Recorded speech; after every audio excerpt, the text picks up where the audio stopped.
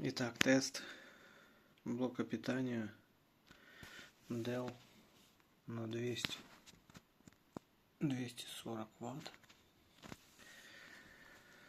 Вт на мощность с центральным пином, которая будет подключена к нерабочей плате Dell Precision M4700 и без подключения к материнской плате. Дело в том, что блок питания Dell не выдает полную мощность, если не подключен центральный пин. Если он подключен, то блок питания выдает большую мощность, чем без центрального. Сейчас мы это посмотрим. Вот блок питания подключен. Вот подключение нагрузки без подключения к плату. Мы подключаем блок питания. Смотрим, появилось напряжение 19,72. Ну и нагрузку включаем. Ну и потихонечку ее повышаем.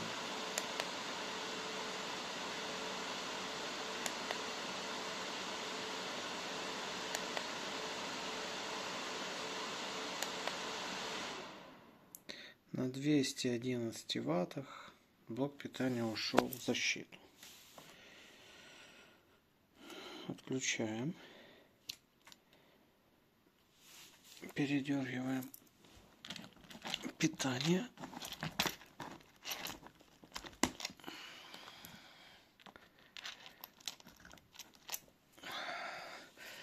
Еще раз проверяем.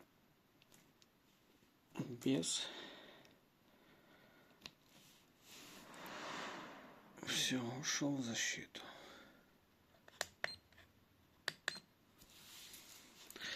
Опять.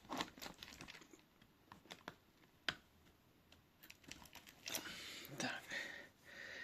Еще раз проверяем на меньший ампераж. 207 ватт. Поднимаем. Ушел в защиту. Так, отключаем блок питания. Передергиваем. Вот он горит. И подключаем к материнской плате с разъемом.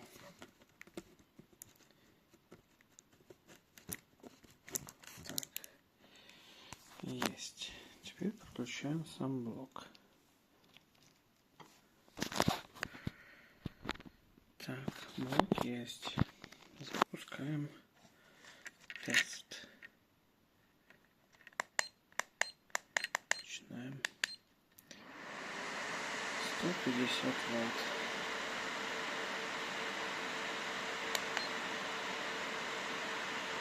(170) 90, 207,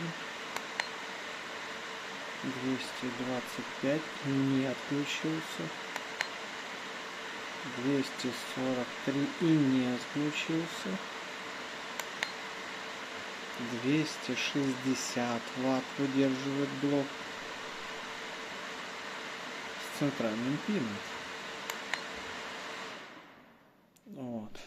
Больше 260 ушел в КЗ.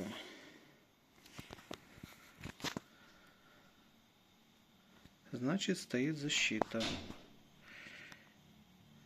Не только свой, чужой. Может, микросхема Dallas в самом блоке питания не дает возможность работать ему на максимальной мощности. Если даже микросхему выковырять оттуда, все равно блок питания не работает на максимальной мощности.